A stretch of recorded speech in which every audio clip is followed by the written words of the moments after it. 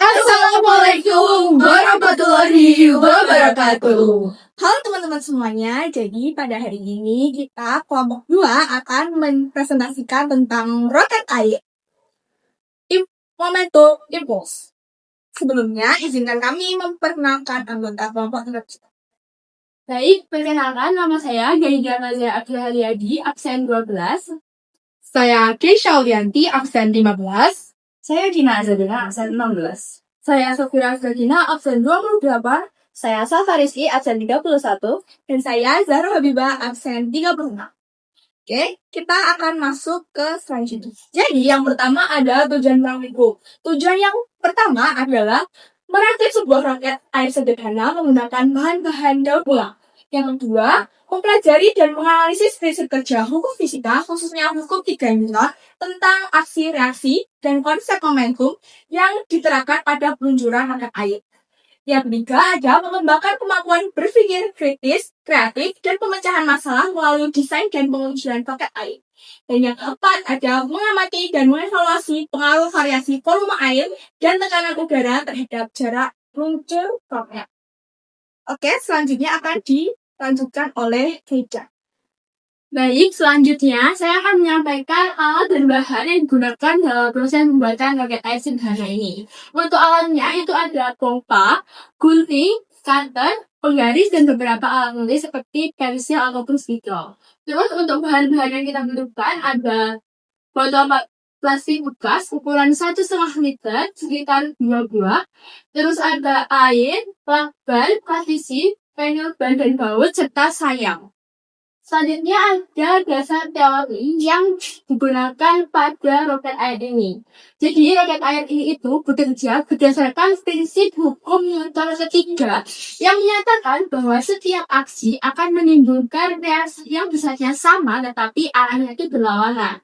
Dan ada satu hukum lagi yaitu hukum kekalahan momentum di mana saat massa roket dikali volume roket ditambah massa air dikali volume air itu hasilnya akan 0. Dan hal ini juga bisa disimpulkan bahwa dalam roket air ini saat sistemnya bekerja itu saat air mengeluarkan ke bawah karena ada momentum yang besar dari dorongan tekanan pompa tadi menghasilkan arah yang berlawanan. Jadi setelah dipompa itu gasnya kan ke atas, tapi nanti saat airnya keluar itu membuat roketnya bisa meluncur ke atas dengan kecepatan yang tinggi tadi. Jadi saat semakin besar perubahan momentum air yang keluar, semakin besar juga gaya dorongnya yang bisa memicu roket terbang lebih jauh. Untuk selanjutnya akan dibacakan oleh Safa.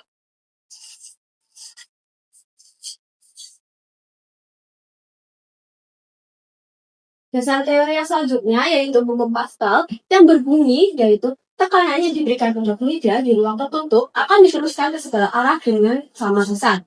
Ketika udara dipompakan ke dalam botol, tekanan melimpahkan sebentar secara merata ke seluruh permukaan botol dan juga menekan air. Tekanan ini mendorong air keluar ketika sumber dibuka, mengubah energi potensial tekanan menjadi energi kinetik gerak air. Lalu selanjutnya ada gerak parabola.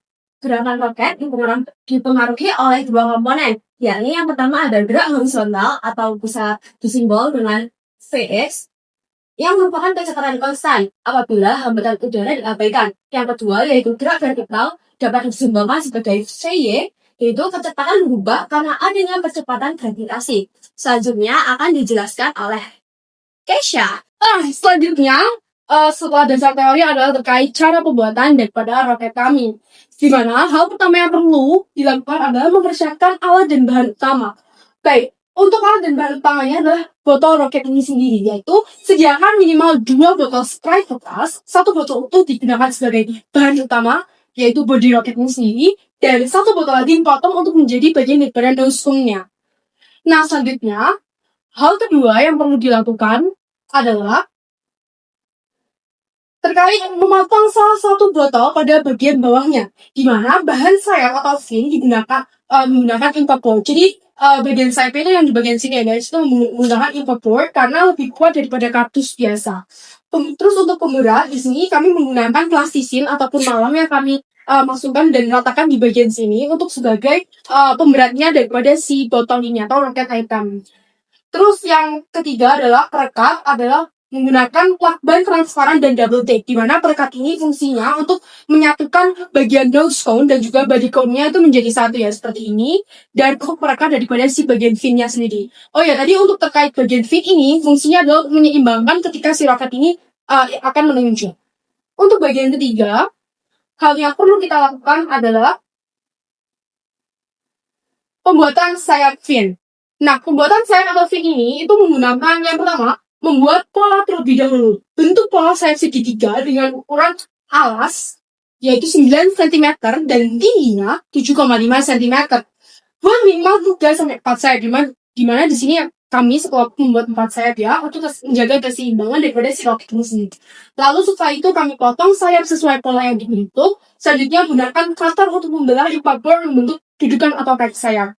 Di sini untuk membentuk dudukan atau kaki sayap. Dan juga jangan lupa untuk melakukan perekatan menggunakan double tape, di mana di bagian kaki sayap di sini yang nantinya akan ditembakkan ke badan roket. Jadi supaya si fin-nya ini bisa benar-benar terpasang menggunakan perekat ataupun double tape. Selanjutnya akan dibahas oleh staff ya. Oke, jadi cara pembuatan roket air yang selanjutnya yaitu pembuatan bodi roket. Kita bisa ambil satu botol roket untuk dijadikan bodi roket. Nah, selanjutnya kita juga bisa membuat ujung roket atau nose cone, yaitu kita ambil botol yang kedua, lalu kita potong tengahnya atau bawahnya sini mengikuti garis dari botolnya ini. Nah, lalu kita bisa masukkan plastisin sebagai pemberat supaya botol tersebut itu ketika jatuh nanti akan menghadap ke bawah. Jadi seperti ini nanti proses jatuhnya. Nah, kita tekan plastisin hingga jatuh benar-benar pada di ujung botolnya sini. Nah, oke. Jadi selanjutnya adalah cara pembuatan roket air yang keenam. Kita akan merakit roket air ini, yaitu menggabungkan dari bodi roket ini dengan nose cone atau ujung roketnya. Nah, satukan nose cone dan juga bodi roket. Lalu kita lempatkan potongan nose cone ke bagian bawah dari botol utamanya. Jadi seperti ini, menggunakan bisa dengan lakban hitam ataupun lakban bening ya teman-teman. Nah, setelah kita sambungkan seperti ini, kita bisa memberindingkan botolnya. Nah, jika berindingannya itu lurus dan juga seimbang, tidak ada gelombang, maka pemasangannya itu sudah rapi, lurus, dan juga roketnya ini seimbang dan siap nanti bisa diterbangkan dengan posisi yang lurus.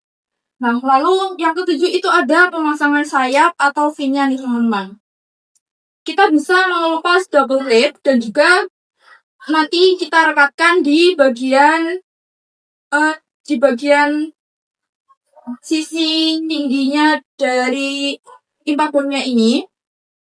Nah, kemudian kita bisa pasang dari keempat sayap ini di bagian bodi roketnya sini ya teman-teman. Nah, setelah sayap ini terpasang, kita bisa kunci dengan lakban hitam. Nah, jadi seperti itu cara dari pembuatan roket air. Cara selanjutnya adalah yang akan dijelaskan oleh Tina.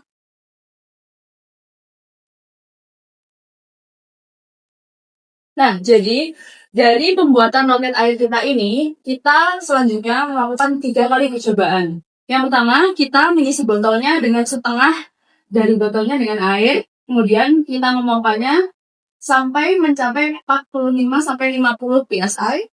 Dan dari hasil peluncuran yang pertama, hasilnya adalah roket tidak melambung jauh karena tekanannya terlalu kecil, volumenya terlalu sedikit, dan elevasi memengaruhi tinggi dan jauhnya roket. Kemudian, percobaan yang kita lakukan yang kedua, itu kita mengisi airnya sebanyak 1/3 dari botol, kemudian tekanannya 30-45 psi, elevasinya 90, dan pembahasannya yaitu roketnya hasilnya adalah terlalu dekat, karena posisi roket terlalu tegak lurus dengan permukaan udara. Untuk volumenya sudah pas, namun tekanannya masih terlalu sedikit. Kemudian percobaan yang terakhir, kita mengisinya dengan volume setengah botol. tekanannya lebih banyak, yaitu 80 sampai 100 psi. Elevasi yang kita dapatkan akhirnya adalah 45 derajat. Keterangannya, roket melambung jauh karena volume, tekanan, dan elevasinya akhirnya sudah pas. Nah, jadi untuk percobaan, kami sarankan untuk mengisi volumenya sebanyak setengah botol. Kemudian tekanannya sekitar 80 hingga 100 psi, dan sudut elevasinya 45 derajat. Supaya menghasilkan hasil yang tinggi dan jauh. Kemudian, kesimpulan dari percobaan kita yakni roket air bekerja berdasarkan 23 Newton yang berbunyi setiap aksi menimbulkan reaksi yang sama besar dan berlawanan arah. Jarak terbang roket air dipengaruhi oleh volume air dan tekanan udara serta elevasi. Kombinasi optimal antara massa air dan tekanan udara menghasilkan jarak terbang yang maksimum.